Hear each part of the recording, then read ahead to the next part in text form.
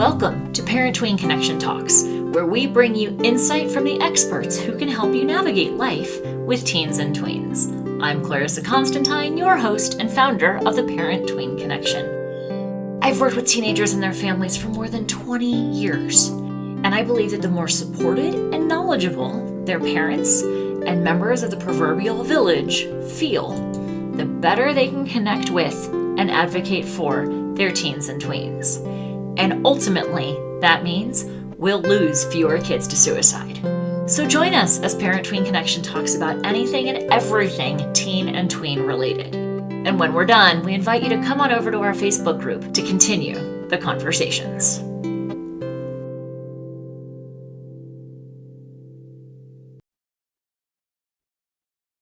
Welcome back to the next edition of the Parent-Tween Connection Talks. Today, we have Richard Capriola with us. Richard has been a mental health and addictions counselor for more than 2 decades. He's licensed in Illinois and Texas and recently retired from the Menninger Clinic in Houston, where he worked as an addictions counselor for adolescents and adults who've been diagnosed with psychiatric and substance use disorders. During our conversation, he gives us fantastic, easy to understand guidance about what to look for when it comes to addiction in our young adults. He wrote his book, Help the Addicted Child, to be an educational tool and ongoing resource for parents. It's a book you definitely want to have on your bookshelf. And during the segment he recorded just for members of Parent-Tween University, we talked about how the pandemic has impacted teen mental health and substance abuse. Listen in for some great information and fantastic insights from Richard Capriola. Richard Capriola, thanks so much for being here with us today. It means a lot that you're able to take some time out of your schedule to chat with us about kids and substance abuse. Thank you, Clarissa. It's a pleasure to be with you today. Awesome. So I know, as we said in the intro, you have a long history of working with teens and adults when it comes to mental health, mental wellness, and specifically substance abuse. So let's start kind of at the beginning. A lot of parents don't even understand why their kids will turn to drugs or alcohol in the first place. So What do you see? What leads them down that path in the first place? Well, there are several routes that lead to a child experimenting with substances like alcohol or marijuana. Some of them are curious about it. They've heard about this and they just want to try it for themselves. And then depending on the experience that they have, either negative or positive, they may continue to use the substance and then expand to other substances. So for some, it's curiosity. For others, it's peer influence, peer pressure, who they're hanging around with. Their friends are using and they sort of get encouraged by those friends to use it. And then for some, not all, but for some kids, there's an undiagnosed underlying mental health issue that child is using a substance to medicate. It might be anxiety or depression or some type of trauma or perhaps being bullied that parents knew nothing about.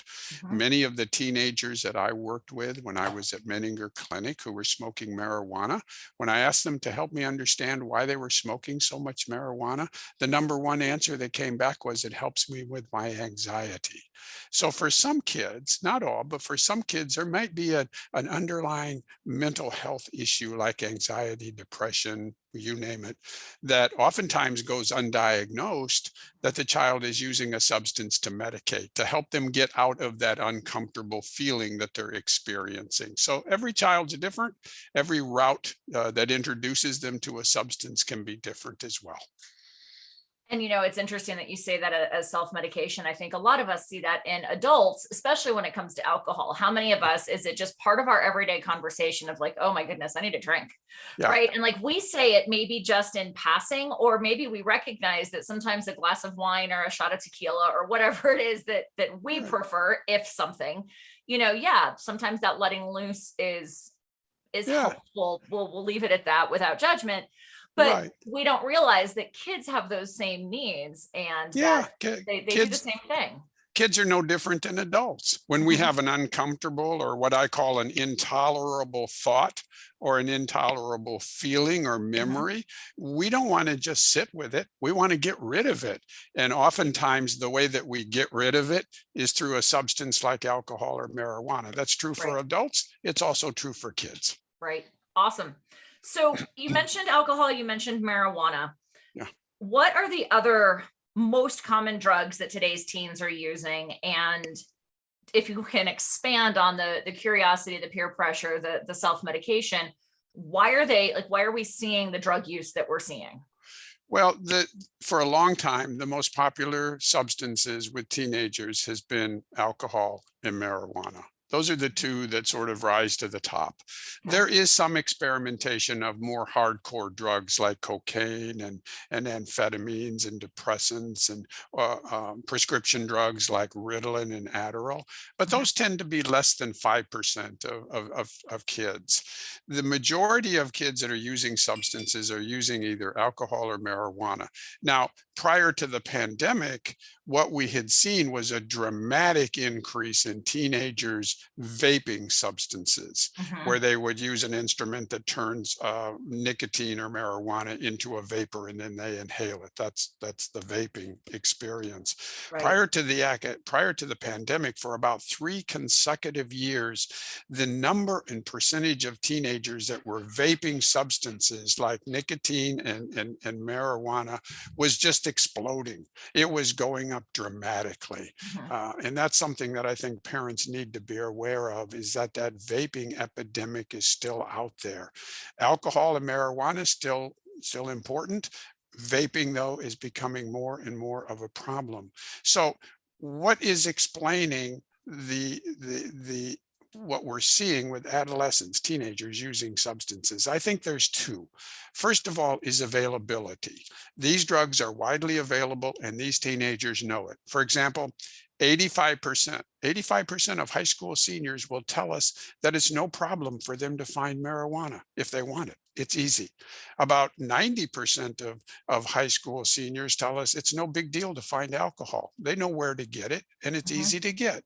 And they Mhm. report the same for these other drugs too. So these drugs are readily available and teenagers know where to get them if they want them. Mhm. The other issue is harmfulness.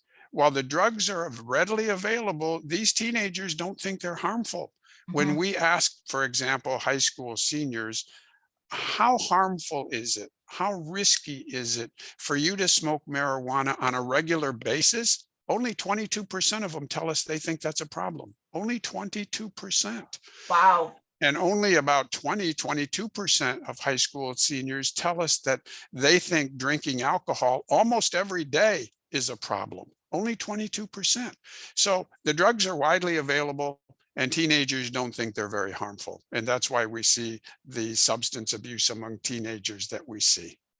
And another thought that comes up to me, friends of mine have kids who have actually lost several friends over the last 5, 6 years. Yeah. One of them was, speaking to your point about accessibility and availability, one young woman was actually driving a friend of hers to go to purchase, I don't know what it was she was purchasing. It was something more intensive, if you will, or more significant in parlay, if you will, than alcohol or pot. She dropped her friend off to go get the drugs. The friend came back and her payment was one of the pills. Oh my gosh. Yeah. And unfortunately, like, she got home, she took the pill, and to your point of kids don't think it's a problem, even assuming that what they get is a pure substance, there's clearly a miscommunication and a misunderstanding of the detrimental effects. For this young woman in particular, however, whatever the pill was or what she thought it was laced with something. Yeah. And unfortunately, that was the last pill she took, That's sadly. that's very sad, but it brings up a good point in that many of the drugs that these kids have access to that they buy out in the street are Mhm. often tainted with other substances that these Mhm. kids know nothing about, and that makes them even more risky and more dangerous. You really don't know what's in the substance that you might get from a dealer, for example. Exactly. All right. So we've established that it's happening. We've established the drugs are accessible. We've established that kids don't think it's a big deal. Right. So, short of being that parent that's like, want, want, in the kid's ears, right? Because Yeah. I mean, kids also don't listen to parents the way Yeah. that the adults would like to think they would. Yeah. let's educate the parents. What warning signs do the parents need to pay attention to other than the breathing down the kid's neck necessarily, right? Or the nagging parent, if you will. What do parents pay attention to? Or need to pay attention to? How do they know that there's an issue in the first place? Well, the warning signs is one of the major reasons why I wrote my book. My book is The Addicted Child, A Parent's Mhm, Guide to Adolescent Substance Abuse. And I kept it short, about 100 pages, because mhm. parents are busy. They don't have time to read volumes of information. But the warning signs are what I really wrote most of this book for. So for parents would know what the warning signs are. Mhm. Because so many times I would sit across from a family and I would go through their child's use of a substance, and they would look across at me and they would say, I had no idea this was going on.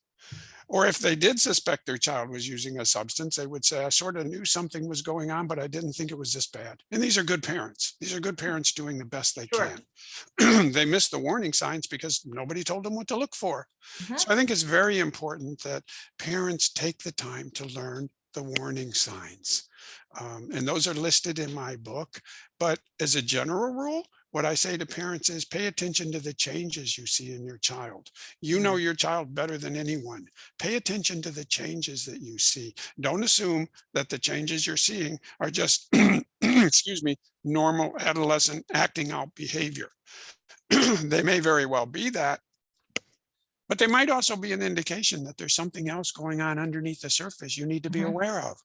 Some Mhm. examples would be a child whose grades are declining, a Mhm. child who gets into disciplinary problems at school, a child who used to participate in sports no longer is interested or participating in sports, a Mhm. child who used to introduce their friends to you. You knew who their friends were. You might have even known who some of their family members were. Now becomes very secretive of who their friends are. They become very Mm. secretive of where they've been and what they've been doing. And Mm. then, of course, if you notice any strange odors from their room or you find any paraphernalia, those are all warning signs. That's a Now, pretty obvious one right that's a there. You pretty find a obvious bong in one. their room. That's but but pretty but the indicative. but the behavioral ones, if they come and go fairly quickly, it's probably not too concerning. But if they linger and you see more and more and more of them, then you probably should get some professional assessments done. And that actually speaks into the foundations of connection, which is what Parent Tween University is based around. It's my coaching program. And as I know, Richard, with the word connection, all of the letters in that word stand for something. And the first O actually is to observe. And one of the things that it sounds like we're on the same page in terms of like paying attention to these things. Yes. But if I could add one note to our listeners, is that one of the things that can help in this observation process is to actually keep a journal or keep a track record of something. Like if you start noticing, oh, the first quarter, my kids' grades were down, or the second quarter. I mean, that's a little more easily tracked because there's very clear like quarter or Hmm. trimester, Hmm. semester demarcations. But things like you said, like, oh, they're going out with friends that I don't know, or they're locked in their room 3 nights straight, and that's a different behavior. Start tracking it, write it down, put a note in your phone, because it's a lot easier to come back to it and say, hey, here's my actual observations, here's my notes of what the patterns of behavior are. It's easier to see those patterns when you've kept a track record of them, as opposed to just like, well, you never come down for dinner anymore. Yeah. And that can also come across as very accusatory, when in fact, if you say, look, 5 out of the last 10 nights you've been in your room and you haven't come down, I've noticed this as a change. Can you help me understand? It's it's much more, I feel like it's more factual, and it's less putting them on defense if you start to talk to the kid about it. What are your thoughts in that arena? I think that's an excellent idea because it gives you a written journal Mhm, of the behaviors that you're observing, mhm, how often you're observing, how long they last. And that can be an interesting start to a discussion with your child, but it mhm. can also be a very important written record for any therapist that you might sit down and meet with. So if you think your child should have an assessment done, And I would recommend that you do that if you get concerned. You Mhm. then have a written record that you can show to that therapist, which shows a pattern, and that Right. pattern is important. The other thing it allows you to do is have a discussion with your child. I'm often asked, well, I'm concerned that my child is using a substance. What's the first thing I should do? And my answer is the first thing you should do is have a discussion with your child. And by that, I mean, don't accuse them, don't threaten them, don't punish them. You want to come at it from an inquiring point of view. I'm Mhm. observing these behaviors. Can you help me understand why I'm seeing this? Or I'm feeling this way. Can you help me understand why I'm feeling this way? So you invite the child to enter into a conversation with you. That might blow up, or it might actually become a discussion. Um, but we're very good at hearing our kids' words. We're not so good at hearing their feelings. Mhm. And that's an exercise and a skill that every parent can practice and learn. So that when we're talking to our kids, we're hearing not just their words, we're hearing their feelings. But the record keeping that you suggest, the documentation, the recording of it, I think that's an excellent suggestion that every parent should take note of. Thank you. And it's interesting that you say we're really good at listening to our kids' words. I think as humans, we're good at listening to other people's Yeah, words we are. and not as good at listening to their emotions. Right. We so often we tend to listen to respond, not necessarily listen to understand. Exactly. And I was actually having a conversation with a mom yesterday, 2 days ago, and she's got adult kids, she's got grandkids now, but she says, well, my kids always knew they could come talk to me. And my thought was, yes, I know that you said that. And I'm not saying this particularly to her in case she ever ends up listening to this. This is, that was the source of the conversation.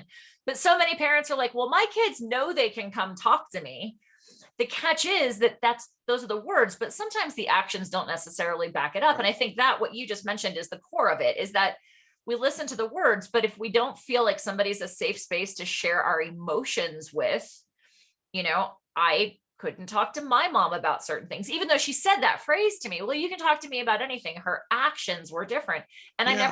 I can't say never, I frequently felt that she didn't hear my emotions, or that she would like poo poo my emotions because I was just a teenager. And what did I actually know about real life? And so I like the way that you say, go into these conversations as explorations Yeah. and invite them to help, uh, invite them to invite us into their worlds. Because in some Exactly. ways, yes, we know more than they do. We're the adults, we have more life experience, but they know more about themselves and about the life that they're living than we do. And I think sometimes we discount that.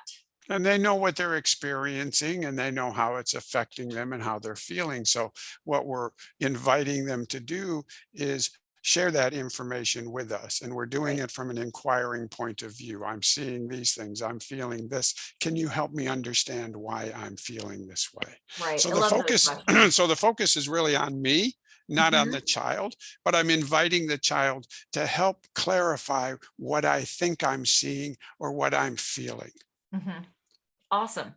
All right. So to wrap up our podcast interview, Richard, I like to ask our guests that of all 10 of the foundations of connection, which one resonates the most with you, or which one means the most to you? And you selected non-judgment. Can you fill Yes. us in? Why is that so important to you? Why do you think that's important? Or how does that relate to kids and drug use? Well, when I was counseling teenagers at Menninger Clinic, a judgmental attitude would have shut the door right Mhm. down, would have immediately sabotaged all communication, because kids are like adults. Nobody wants to be judged. Nobody wants to feel they're being judged. Mhm. So we need to give that some respect, so that when we're talking to each other and we're talking to our kids, we really are non-judgmental. We're inquiring, we're listening, we're trying to understand. But when kids perceive that we're judging them, when we're Mhm. judgmental, they're going to pull back. And when we ask kids, and I think I have this in my book, when we ask kids, what is it that keeps you from talking to your parents about things that worry you, that things you are concerned about? the number one answer that comes back is a fear of being judged. A fear of being judged, particularly by their parents. So having that non-judgmental attitude is Mhm. critical. It's very important to helping children understand that we respect them and that we're here for them. It's interesting to me that you say that because if I think back to my own experience, and I was one teenager among a milieu, and I Mhm. don't have any of my own, but I've worked with them for decades. One of my biggest fears, and probably the biggest reason that I didn't talk to my mom about stuff, and to be clear, my mother was unquestionably the disciplinarian in my home, was I Okay. was afraid of getting in trouble. Is that like a subset of judgment, i.e., parents judge this behavior as wrong and therefore they get punished? Yeah. And so, or is it even just short of punishment? Is it just like, I feel like I'm going to disappoint my parents, or they're going to think I'm a bad kid, or like, is the punishment underlying that, or is that not even a No, consideration for I some think kids? a punishment's part of it, but also just the idea that, my parents are judging me, my parents are not approving of me. I don't want to disappoint them. I don't want to be judged by them. So Mhm. all of those feelings come into play, which, teenagers are very prone to. And when they feel that way, they're very reluctant to open up to us and talk to us about, particularly about things that concern them. Right. And I think it's also worth mentioning from a mental health perspective that we may look at it like we wouldn't judge them. Like, as an example, parents of kids who are concerned about coming out of the closet about their sexuality, right? Yeah. We may say, I'm going to love you no matter what. But if we have been heard making comments pejoratively There you toward the go. LGBTQIA community, that's judgment. It may not be judgment directed toward the kids in our world, but they listen to us and they hear the things that we say, whether it's, I need a glass of wine, normalizing self-medication, or XYZ about whatever group. They hear that, and we may not see it as a judgment toward our kids specifically, but they Yeah. hear that, they internalize it. And let's also keep in mind that their brains are not yet fully formed. And so they're feeling things way bigger in a lot of cases than Mhm. we do as adults, because our brains and our hormones have largely leveled. But theirs haven't. Theirs are just roiling, and it makes it feel that much more significant. So that's why I get kind of on my high horse about non-judgment. So I'm glad we Yeah. agree. Yeah. We absolutely agree on the non-judgmental attitude. Awesome. Well, Richard, thank you so much for being with us. For our listeners, his book called Help the Addicted Child, you can find it very easily at www.helptheaddictedchild.com. As he said, it's nice, it's short, sweet, to the point. He wrote it to be an educational tool on the front end. If you haven't navigated this yet, and his intention is for you to keep it on the bookshelf as an ongoing resource.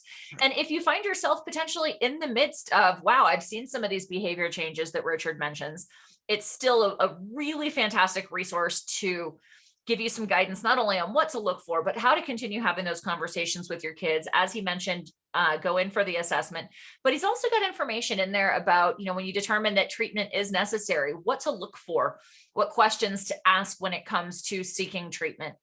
And I think the parting words that I'd like to offer is, if you're navigating this, you are not alone by a long shot.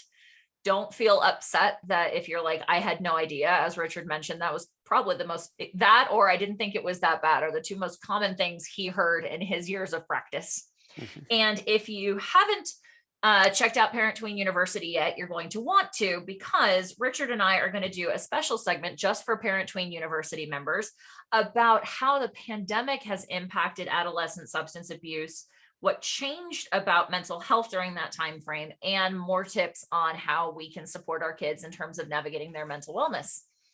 So Richard, thank you so much for being with us. Oh, it's my pleasure. Thank you for inviting me to the program and allowing us to have this conversation, which I hope all the listeners find helpful and beneficial. So thank you so much. Awesome. Thanks, Richard. Thank you. Well, that wraps up today's episode of Parent Tween Connection Talks. Be sure to check the show notes for any links we mentioned. Also, be sure to subscribe to Parent Tween Connection Talks on your favorite podcast app and on YouTube, so you don't miss out on any awesome information. If you'd like your own copy of the Foundations of Connection, you can find it right on our homepage at parenttweenconnection.com. Print it out, hang it on your fridge, and use it as a conversation starter with the folks in your family today. And if you want to feel more supported as a parent and have a closer, healthier, happier relationship with the tween in your life, enroll in Parent Tween University. For just $19.99 a month or $199 a year, you'll join a community of parents just like you who are dedicated to having the best relationships they can with their kids. You'll receive exclusive bonus trainings from many of our podcast guests and access to monthly group coaching calls based on my signature coaching program, The Foundations of Connection. So go to www.parenttweenconnection.com today to help ensure that you're the one your kids will talk to when they need someone they can trust. Until next time, keep talking and keep connecting.